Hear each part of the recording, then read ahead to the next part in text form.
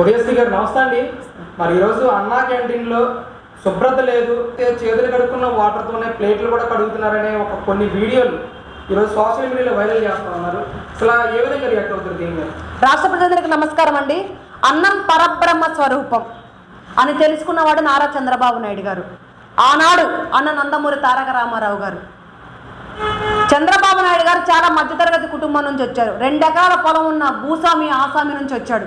చాలా మధ్యతరగతి కుటుంబం నుంచి కట్టెల పొయ్యి మీద వండి పెడితే తల్లి వండి పెడితే తిన్న ఇది నుంచి వచ్చాడు. ఒక 5 కిలోమీటర్లు నడుచుకుంటూ వెళ్ళి చదువుకున్న ఆ కుటుంబం నుంచి వచ్చాడు. కాబట్టి చదువు విలువ, సంస్కారం విలువ, తల్లి విలువ, ముఖ్యంగా ఆడబిడ్డల విలువ, అన్నం విలువ తెలిసినోడు నారా చంద్రబాబు నాయుడు గారు. వీళ్ళకేం తెలుసండి? వీళ్ళ బతుకులని కుక్కలు చింపిన ఇస్తారాకులు. ఒక్కొక్కరు ఎక్కడ పడితే అక్కడ తల్లులు తండ్రులు కోట్లు దోచుకొని ఆనాడు ఎక్కడ పడితే అక్కడ భూస్ కబ్జాలు చేసి భూ స్కాములు చేసి కోట్ల రూపాయలు సంపాదించి పెడితే ఈరోజు లగ్జరీ లైఫ్లు అనుభవిస్తూ ఉన్నారు. వైఎస్ఆర్ పేరు అడ్డం పెట్టుకొని జగన్మోహన్ రెడ్డి కొన్ని వేల కోట్ల విలువలు చేసి ఆస్తులు దోచుకొని లగ్జరీ లైఫ్ అనుభవిస్తూ ఉన్నాడు. ఇది ఒక బతుకేనండి?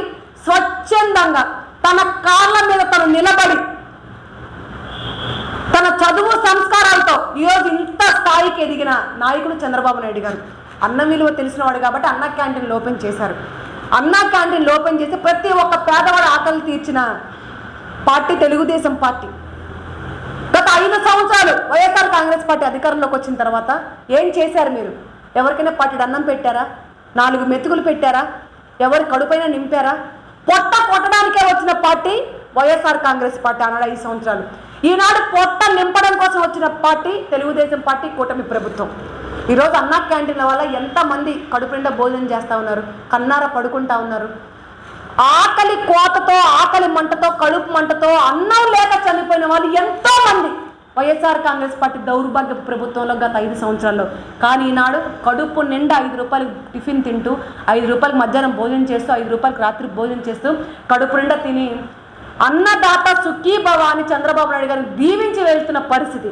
అది చూసి ఓరవలేక దుష్ప్రచారం చేస్తూ ఉన్నాడు. ఎవడైనా నీట్గా లేకుండా ఉన్నదని చెప్పి నా కొడుకుల్ని నేను ఈరోజు అడుగుతా ఉన్నాను, నాతో పాటు రండి, నేను తీసుకెళ్తా. మీ దగ్గర బహుశా 5 రూపాయలు కూడా ఉన్నాయో లేదో, నీ 5 రూపాయలు కూడా నేను తీసుకొని నీకు టోకెన్ ఇప్పించి నీకు భోజనం పెట్టిస్తా. భోజనం తిన్న తర్వాత ఆ భోజనం తినే వాతావరణం, ఆ భోజనం తిన్న తర్వాత ఆ ప్లేట్ కడిగే ప్రాంగణాన్ని చూపిస్తా. కళ్ళు ఎవడన్నా దొబ్బాడా? కాకులు పొడిచాయా? కళ్ళు ఏమన్నా కళ్ళలో జిల్లేడు పాలు పోసుకున్నారా? ఏ మంచిని మంచిగా మాట్లాడడం మీ బతుకు తెలీదా? మంచిని మంచిగా చూడడం మీ కళ్ళల్లో కనిపించట్లేదా? ఏం బతుకారు? రోడ్డు మీద కుక్కలు మీకన్నా 5 నిమిషాలు 10 నిమిషాలు బౌమని మొరిగి ఆగిపోతాయి. కానీ మీరు కూటమి ప్రభుత్వంలో మొరగడానికే పనిగా పెట్టుకున్నారు. కూటమి ప్రభుత్వం గురించి మొరుగుతూనే ఉంటా ఉన్నారు 24 గంటలు. మీకు నిద్ర పట్టట్లేదా? చంద్రబాబు నాయుడు గారి గురించి మాట్లాడకపోతే, కూటమి ప్రభుత్వం గురించి మాట్లాడకపోతే మంచిని మంచిగా మాట్లాడండి. మీరు ఇలాగే పిచ్చి కూతలు కూస్తే పునర్జన్మ కూడా లేకుండా పోతారు. మీరు కనీసం మీరు చంద్రబాబు నాయుడు గారు చేసే మంచితనాన్ని చెడుగా చూపిస్తే మీకు పెట్టే పిండాలు కూడా కాకులు తినవు. అలాంటి చావు చేస్తారు మీరు. అలాంటి బతుకు ఎందుకు బతకాలి? నందై 4 ఏళ్ళు బతికితే చాలు. మీకులాగా పందై 10 ఏళ్ళు బతకాల్సిన అవసరం కూడా లేదు. కానీ మీ ఈరోజు పందుల్లాగా, బురదలో డొల్లే పందుల్లాగా ఈరోజు డొల్లుకుంటూ ఈరోజు కూటమి ప్రభుత్వం మీద బురద చల్లుతూ ఉన్నారు. అన్నా క్యాంటీన్ గురించి ఎవరైనా మాట్లాడితే, అన్నా క్యాంటీన్ గురించి దుష్ప్రచారం చేస్తే, అన్నా క్యాంటీన్ గురించి పిచ్చిగా పోస్టులు పెట్టిన నా కొడుకులందరి కూడా చేతులు విరిసేస్తాం, నాలికి కోసేస్తాం, గుడ్లు పీకేస్తాం, కళ్ళల్లో జిల్లేడు పాలు పోసేస్తాం. గుర్తుపెట్టుకోండి, ఖబర్దార్.